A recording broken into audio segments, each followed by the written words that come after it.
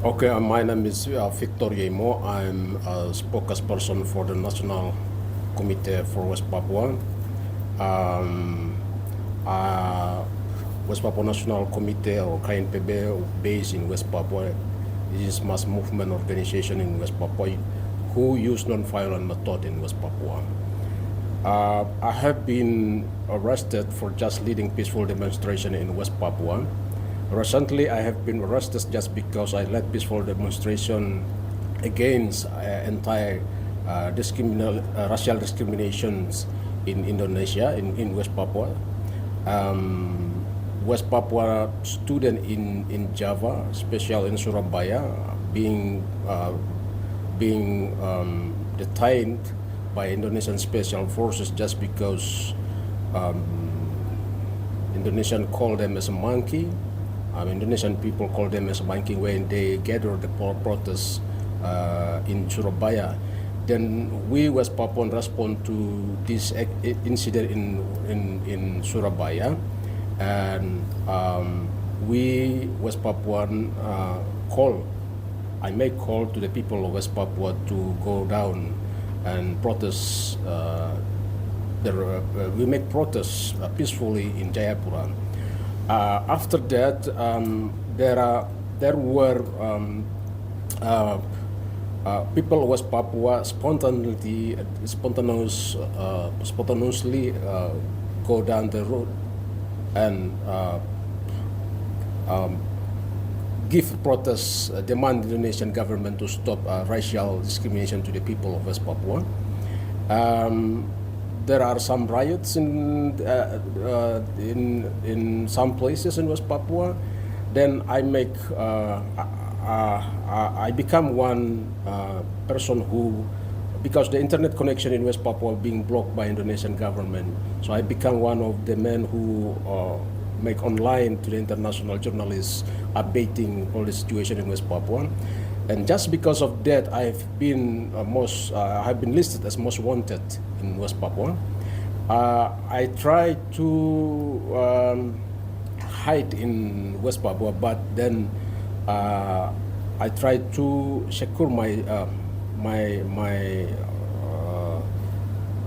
I try to cross to our neighbors' country, Papua New Guinea, for 1 year. I've been there for 1 year. Then back to West Papua. I decided to back to West Papua, and I have been arrested in May 2021 in the afternoon by Satgas Nemangkawi.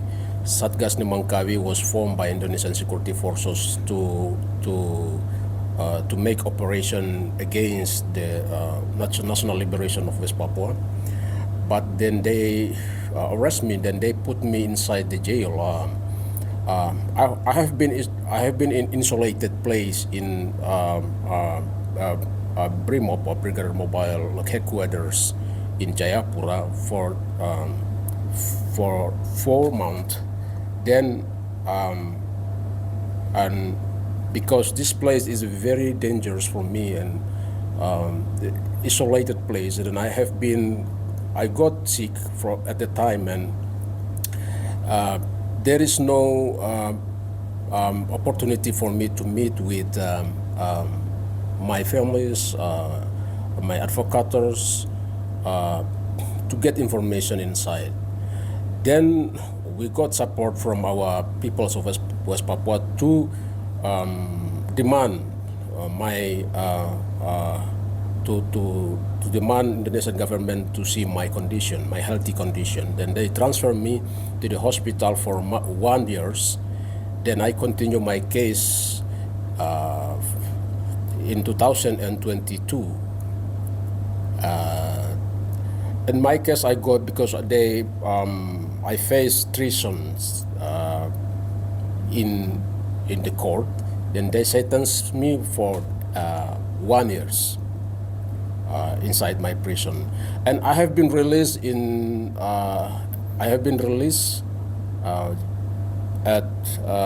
2023. Just what happened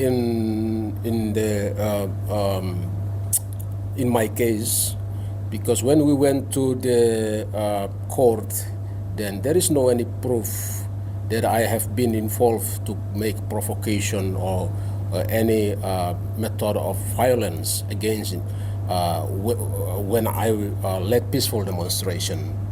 So the court made punishment not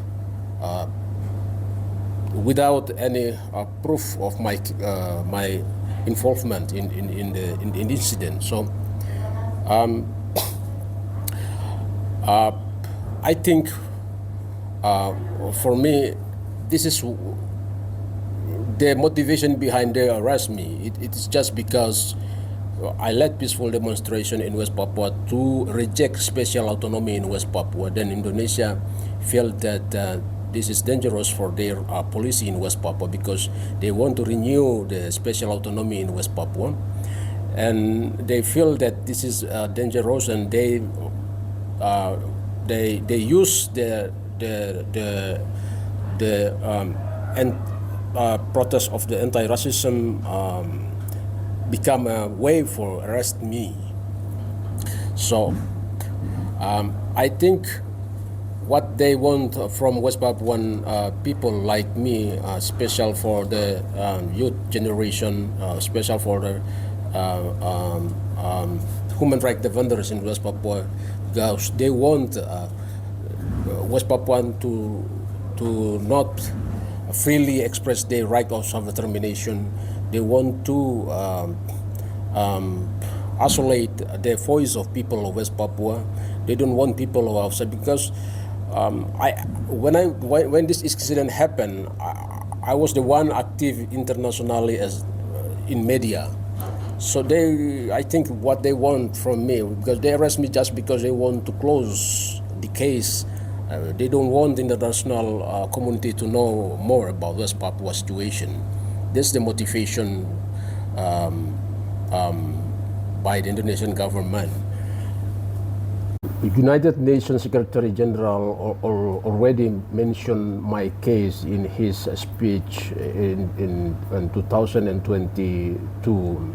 Before even special procedure in United Nations for Human Rights already talk about my case, and all the international community already make for my case to be released from prisons and to take care of my health, but they demand Indonesia to stop the anti-racial discrimination in West Papua. So, but this racial institution in West Papua will never, it's not stopped until today, because Indonesians still continue their practice of racial discrimination. West Papuan people never be part of all the decision made by Jakarta.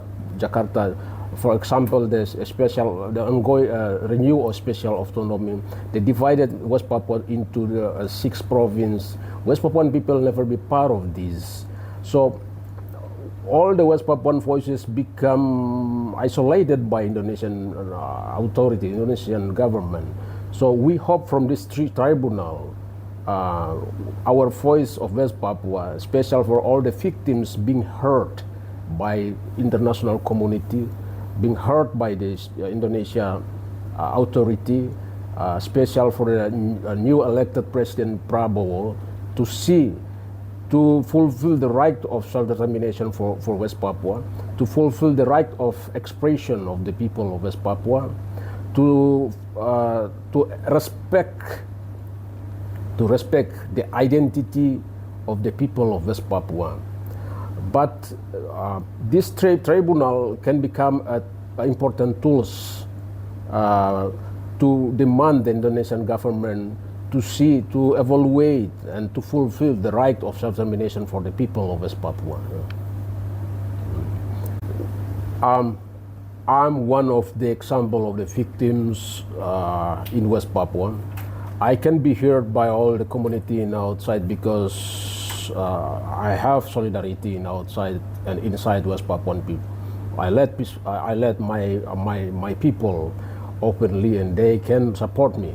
But what happened with all the people of West Papua who become victims but never be heard by the Indonesian government, never be covered by the international media, never be advocated by international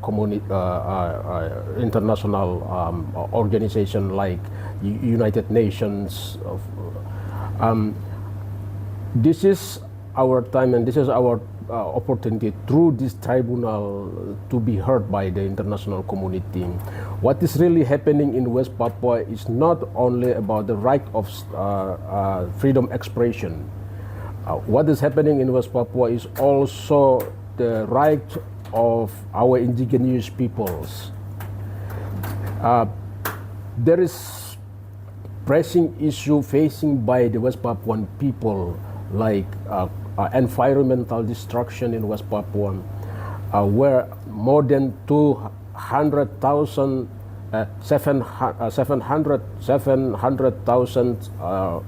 forests being destroyed by Indonesian corporations.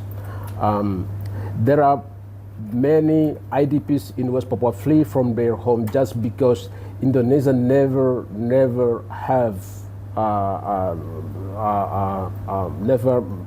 approach the problem West Papua through the peaceful negotiations.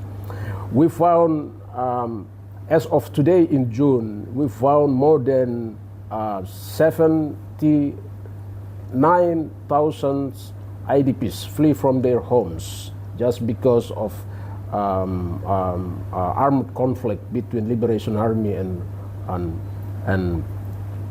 Indonesian military forces.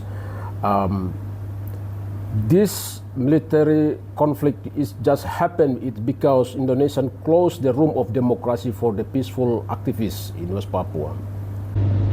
Many young people in West Papua become combatant just because their voice never been heard openly by Indonesian government. We will find and we will count many more victims come out every day, every month from West Papua if we don't have any motivation to stop this tragedy of humanity in West Papua. So I hope from these tribunals it can become something to make voice not for Indonesian government but to the international community like United Nations to play the important role to send your special prosecutor to Papua to see what is happening in West Papua, to investigate all the cases in West Papua.